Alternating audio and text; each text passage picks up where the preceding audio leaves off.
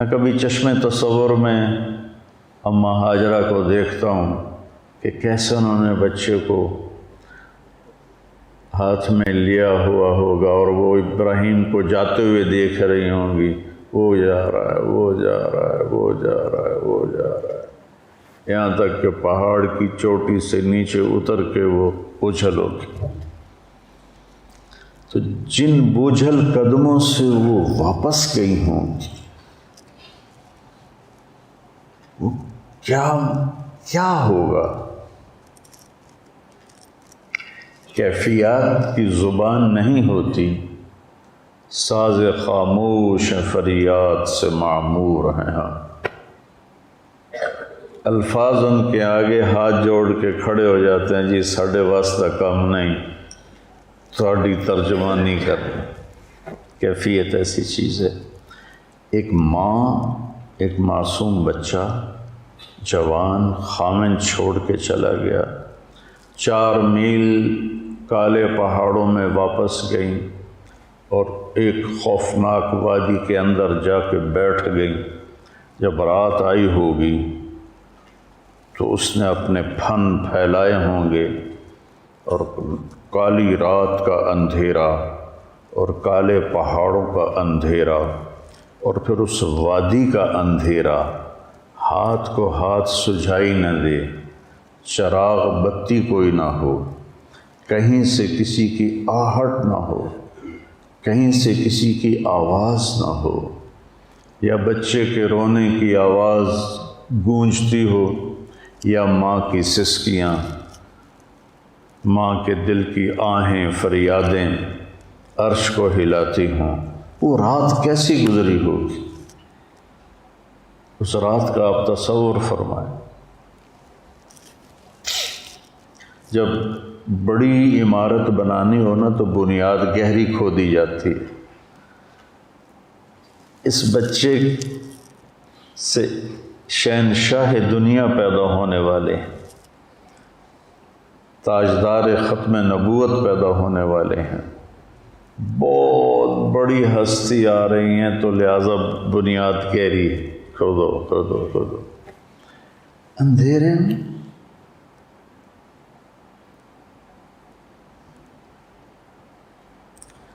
ہمارے بجلی چلی جائے رات کو، ہمارے بچے چھوٹے، ہماری بچیاں چیخنا شروع کر دیتی تھی، بچے رونا شروع کر دیتے تھے۔ اور ہاجرہ ایک شہزادی تھی، کوئی باندی نہیں تھی، بیٹی تھی بادشاہ کی۔ پھر جب سورج نے نقاب کشائی کی ہوگی، ظالمانہ انداز میں آگ برسائی ہوگی اور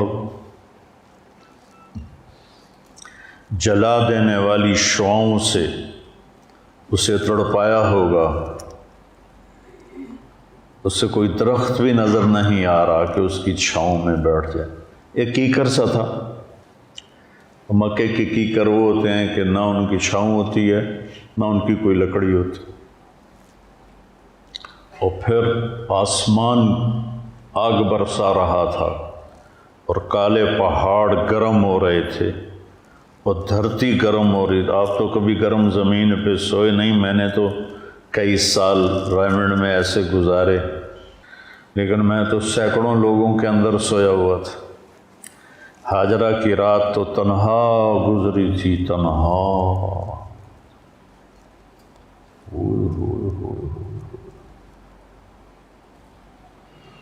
منظر کشی میں کیسے کروں؟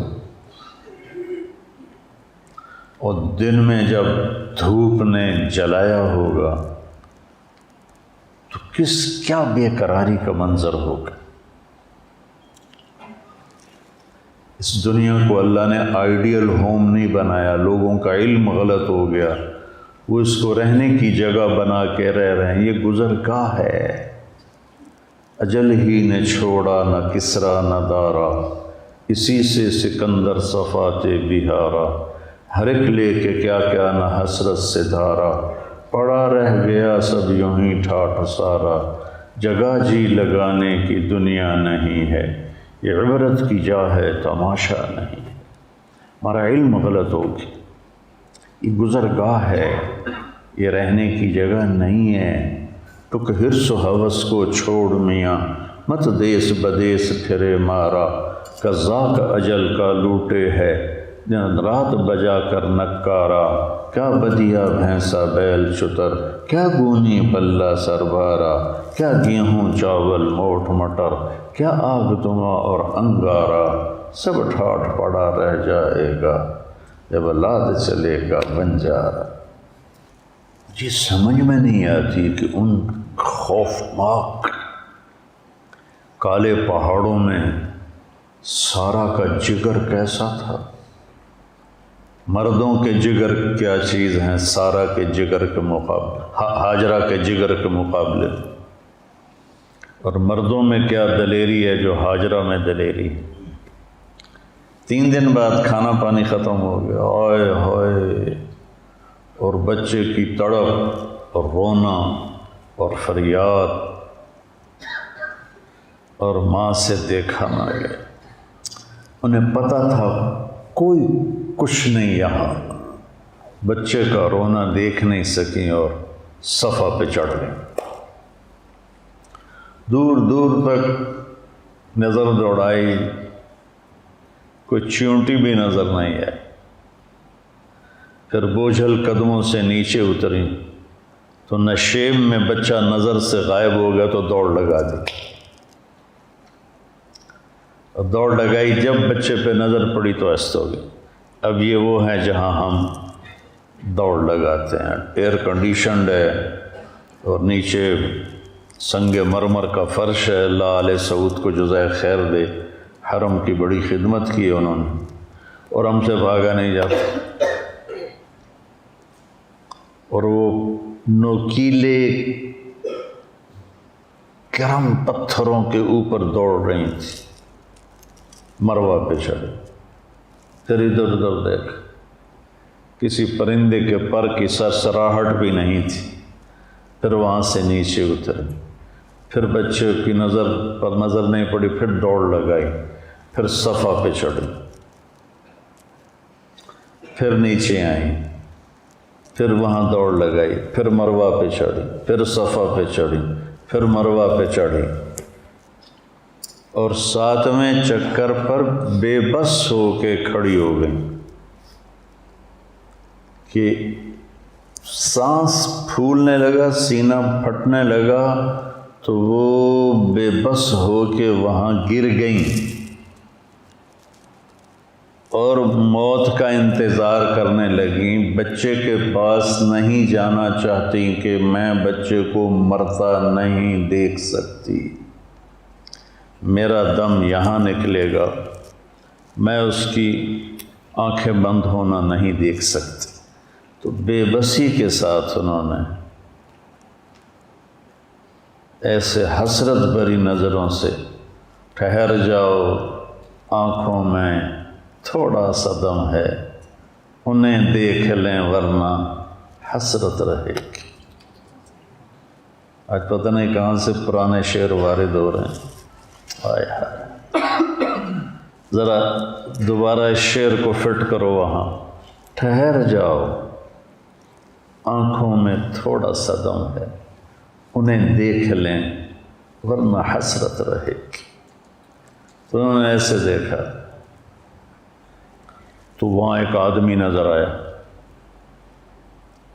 تو پھر بجھتی شمع بھڑک اٹھی، اور پھر بچی کھچی طاقت کو جمع کر کے دوڑ لگائی، کون ہے میرے بیٹے کے پاس؟ جب دوڑ کے آئیں تو بچے کی ایڑیوں سے چشمہ ابل رہا تھا، پانی زم زم زم زم۔ ہمارے نبی کہتے تھے اللہ میری ماں کا بھلا کرے، زم زم کہہ دیا، اگر یہ نہ کہتی تو ایک پورا دریا بن جاتا۔ تو 1 سال بعد اجازت ملی دیکھنے کی۔ ہمیشہ حضرت ہاجرہ اس گھاٹی پر نظر دوڑاتی تھی جہاں سے خامن کو جاتا دیکھا تھا۔ ایسے ہی بے ساختہ۔ ایک دن وہ نظر بھر گئی خوشی کے آنسوؤں سے جب ابراہیم کو اونٹنی پہ اترتے دیکھا گھاٹی سے، تو سارے دکھ درد چنے گئے۔ ابراہیم علیہ السلام نے اونٹنی کو بٹھایا، بھاگ کے آئیں، تشریف لائیے، کہا اترنے کی اجازت نہیں، صرف دیکھنے کا آیا، بیٹھنے کی اجازت نہیں، صرف دیکھنے ملنے کی۔ کہنے کہ میں راضی ہوں اللہ کے حکم پر، کیا آپ کا منہ دھلا دوں، سر کے بال دھو دوں؟ یہ پاک پانی اللہ نے ہمیں دیا ہے۔ کہا سر دھلایا، منہ دھلایا، بچے کو گود میں لیا، پیار کیا اور واپس۔ نہ آتے تو اچھا تھا کہ زخم بھر چکے تھے، ایک دفعہ پھر کھل گئے، پھر اس سے غم رسنے لگا، دکھ رسنے لگا، پھر جو گھٹی ہوئی آہیں تھیں وہ فریادیں بن گئیں، جو خاموش آنسو تھے وہ نوحے بن گئے۔ تو صبر کیا، اس کے بعد آئے تو ذبح کرنے کے لیے آئے، کہ خواب دیکھ رہے ہیں قیمتی چیز قربان کرو، اونٹ ذبح کیے، پھر خواب دیکھا گائے ذبح کی، پھر خواب دیکھا بکریاں ذبح کی، پھر اشارہ ہوا بچے کو ذبح کرو۔